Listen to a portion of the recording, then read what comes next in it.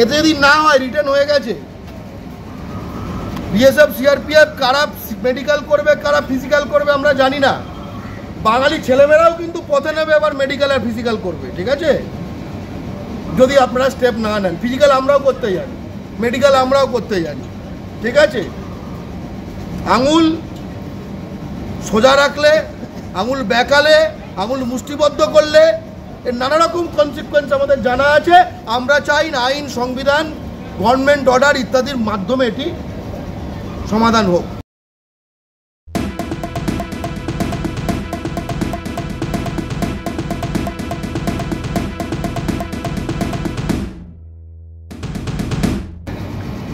Central যে staff selection commission, তার eastern রিজিয়নের যে হেড অফিস নিজাম প্যালেসে, এখানে আমরা এসেছি আদাসনের যে জাল ডোমিসাইল দিয়ে দশকের পর দশক বিহার ইউপির ক্রিমিনালরা বাংলার যোগ্য ছেলেমেয়েদেরকে বঞ্চিত করে চাকরি দখল করছে। গত বছর 12ই জুলাই 2023-এ এসএসসি অফিসে ডেপুটেশন দিয়ে বাংলা পক্ষ এর বিরুদ্ধে লড়াই শুরু করেছিল এবং এসএসসি জিডি 2022 এবং 21-এর 5500 জনের জাল ডোমিসাইলের তালিকা প্রকাশ করেছে সিআরপিএফ কর্তৃপক্ষ। আমাদের দাবি, জাল ডোমিসাইল দিয়ে যারা বিহার ইউপির ছেলেমেয়ে, যারা বাংলার যোগ্য ছেলেমেয়েদের বঞ্চিত করে চাকরিগুলো দখল করেছে, তাই চাকরি তো বাতিল করতেই হবে। সেই প্রসেস তো সিআরপিএফ করছে।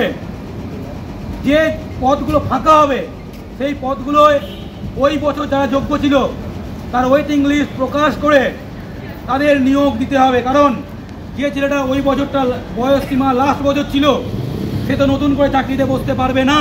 তাহলে সে কি করবে? সে তো যোগ্য ছিল, ক্রিমিনালরা না ঢুকলে সে তো চাকরি পেত। তাই আমাদের দুটো স্পষ্ট দাবি নিয়ে আমরা গেছিলাম। এক, 2022 এবং 2021 যে এসএসসি জিডি, তার ওয়েটিং লিস্ট প্রকাশ করে 5500 বাংলার যোগ্য ছেলে মেয়ে নিতে হবে, যারা প্রকৃত ডোমিসাইল, যারা বিহার ইউপির ক্রিমিনাল না, যাদের পকেটে গোরক্ষপুরের টিকিট থাকে না। 2, এই ডোমিসাইল আমরা আসার আগে ওরা কোনোদিন ডোমিসাইল আটকাতো না। দশকের পর দশক চাকরি দখল হয়েছে। আমরা বলছি, যাদের চাকরি পরীক্ষার সময় যারা মাধ্যমিক উচ্চ মাধ্যমিকের ডকুমেন্ট বিহার ইউপি মধ্যপ্রদেশ বা অন্য রাজ্যের, তৎক্ষণাৎ তাকে সাসপেক্টেড লিস্টে ফেলে বাতিল করা হোক। তাহলে এই ওয়েটিং লিস্ট, তারপর চাকরি বাতিল, আমাদের ছেলে মেয়েদের জীবন নষ্ট হয়ে যাওয়া, এগুলো হবে না। এই দুটো স্পষ্ট দাবি নিয়ে আমরা গেছিলাম। ওনারা যথারীতি বললেন ওনাদের হাতে কোনো ক্ষমতা নেই, ওনারা দিল্লি অফিসে পাঠাবেন, দিল্লির প্রভুরা যা করবেন। আমরা ইতিমধ্যে কোর্টে মুভ করেছিলাম, যার জন্য সিবিআই তদন্ত হচ্ছে। আবার একটা সেকেন্ড লিস্ট বের করার জন্য আমরা কোর্টে মুভ করেছি। সেকেন্ড লিস্ট বের করে বাংলার যোগ্য ছেলেমেয়ের চাকরি দিতেই হবে, এটা আমাদের স্পষ্ট কথা। এই এসএসসি ওই ডেপুটি ডিরেক্টর ওই একই পদে থেকে আগের বছর বলেছিল যে না না এসব হয় না, আমরা সব নিয়ম মেনে করি। এমন নিয়ম মেনে করে বাংলা পক্ষের আন্দোলনে সিআরপিএফ বলে দিচ্ছে 5500 জন জাল, এমন নিয়ম মেনে করেছে। তাই পরিষ্কার করে বলছি, সতর্ক হন, সাবধান হন। ছেলে মেয়েরা রাস্তায় নেমে কিন্তু প্রতিরোধ করবে। হয় আপনারা ব্যবস্থা করবেন, না তো পেটের ভাত মারলে যাদের ভাত মারতেন তারা ব্যবস্থা করবে। আমরা আইন সংবিধান মেনে আইনি পদে লড়াইয়ের পক্ষে কোর্ট, থানা, পুলিশ, ডেপুটেশন, আমরা এটাই করতে চাই। যদি আপনারা বলেন তাতেও কিছু করবেন না, কোর্ট করেও কিছু হবে না, যাদের পেটে লাঠি পড়ছে তারা প্রতিরোধ করবে। সুভাষের জাতির বংশধররা প্রতিরোধ করবে। তৈরি থাকুন। ফিজিক্যাল টেস্ট যখন হবে, মেডিকেল টেস্ট যখন হবে, আসামের ভিডিওগুলো দেখে নেবেন, গত বছরের কয়েকটা ভিডিও দেখে নেবেন, তৈরি থাকবেন, সেটাই আমরা বলতে চাই। স্টাফ সিলেকশন কমিশন কেন্দ্রীয় সরকারের নিজাম প্যালেসের, তার কাছে আমরা এই ডেপুটেশনটা জমা দিতে চাই। আমি ডেপুটেশনটা পড়তে চাই। মাননীয় আঞ্চলিক অধিকর্তা, staff selection commission, Nizam palace, Kolkata, 28/3/24। বিষয়: এসএসসি পরীক্ষায় জাল ডোমিসাইল বন্ধ করা ও ওয়েটিং লিস্ট প্রকাশ করে বাংলার প্রকৃত স্থায়ী বাসিন্দাদের নিয়োগ। মহাশয়, আপনি নিশ্চয়ই অবগত আছেন যে মহামান্য আদালতের নির্দেশে জাল ডোমিসাইল ব্যবহার করে বাংলার কোটায় এসএসসি জিডির মাধ্যমে আধা সেনায় নিয়োগের উচ্চ পর্যায়ে তদন্ত চলছে। অতি সম্প্রতি আধা সেনায় 2021 ও 2022 বিজ্ঞপ্তির মাধ্যমে নিযুক্ত যথাক্রমে 1874 ও 3627 জন সন্দেহভাজনকে পুনরায় সকল ডকুমেন্ট পরীক্ষার নির্দেশ জারি হয়েছে এবং সেখানে লেখা আছে যে এরা ইউপি বিহারের এবং পশ্চিমবঙ্গ কোটায় এরা এটা ব্যবহার করেছে সেই অরিজিনালি।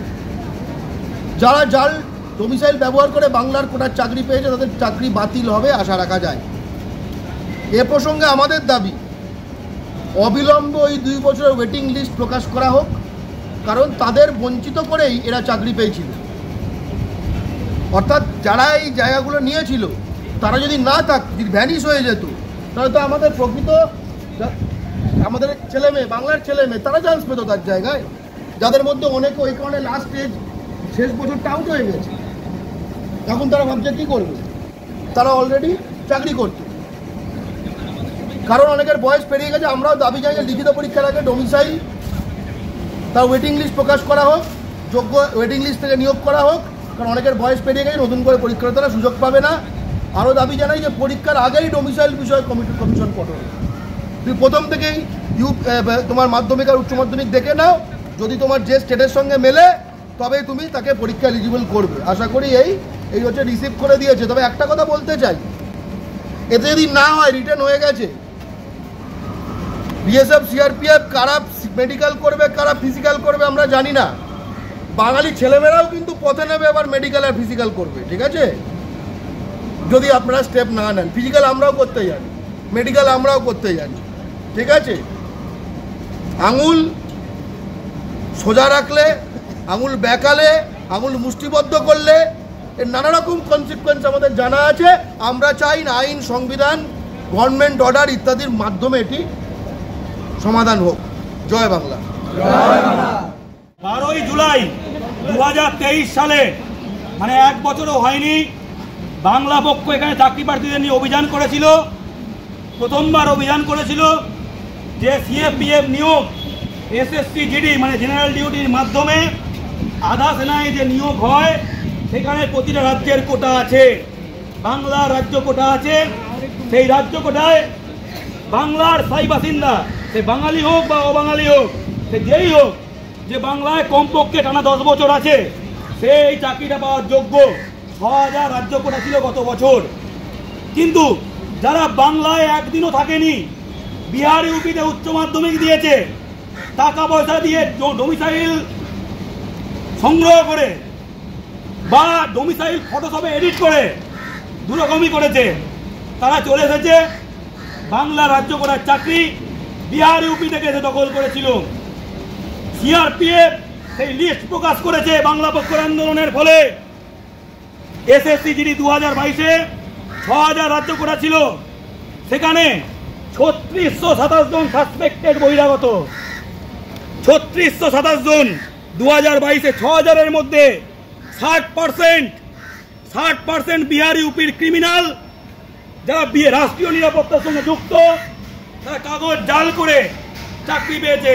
এটা আমরা বলছি না, সিআরপিএফ এর যারা নোডাল এজেন্সি তারা বলছে। এবং 2021-এ 2-3000 করে ছিল 1874 জন সাসপেক্টেড ফেক ডোমিসাইল। এটা রিভেরিফিকেশন হবে। অনেকের চাকরি ইতিমধ্যে বাতিল হয়েছে, অনেককে ক্যাম্প থেকে বের করে দেওয়া হয়েছে ট্রেনিং এর পরে। এটা বাংলা পক্ষ এবং বাঙালি চাকরি প্রার্থীদের বিরাট জয়। আমরা নিজেরাও ভাবতে পারিনি 1 বছর আগে লড়াই করে প্রথমে নিজাম প্যালেস অভিযান, তারপর সেক্টর 5-এ নিকোবরকে উল্টো দিকে সিআরপিএফ ভবন অভিযান, তারপর 17ই জুলাই যেদিন মেডিকেল টেস্ট শুরু হয়, মধ্যমগ্রাম বিএসএফ ক্যাম্প সারা রাত ঘেরাও করে রাখা, কল্যাণী বিএসএফ ক্যাম্প ঘেরাও করে রাখা, দুর্গাপুর সিআইএসএফ ক্যাম্প ঘেরাও করে রাখা এবং হাতে নাতে জাল ডোমিসাইল ধরা এবং থানায় একের পর এক এফআইআর। এবং জাল ডোমিসাইল যেহেতু দেয় এসডিওরা, তাই প্রতিটা এসডিও অফিস, মূলত ব্যারাকপুর এসডিও অফিস যেখান থেকে বেশিরভাগ ফেক ডোমিসাইল বেরিয়েছে, সেখানে অভিযান। ডায়মন্ড হারবার এসপি অফিস অভিযান, শ্রীরামপুর এসডিও অফিস অভিযান, চন্দননগর এসডিও অফিস অভিযান, হাওড়া এসডিও অফিস অভিযান এবং হাইকোর্টে বাংলা পক্ষের তরফে আমার করা জনস্বার্থ মামলা এবং সিবিআই তদন্ত। প্লিজ চুরি করবেন না। একজন কন্টেন্ট ক্রিয়েটার অত্যন্ত কষ্ট করে তার কাজকে এগিয়ে নিয়েছে, তাই তার কাজকে সাপোর্ট করুন। তার কাজকে ভালোবাসুন, কিন্তু তার কাজ নিজের নিজের চ্যানেলে তুলে দেবেন না, কারণ জানবেন পাইরেসি কিন্তু একটা অত্যন্ত দণ্ডনীয় অপরাধ। আপনারা দেখছেন আওয়াজ, রোজকারের হক কথা। ফর মোর আপডেটস অ্যাবাউট আওয়াজ, please subscribe our YouTube channel Rajshekhar thali.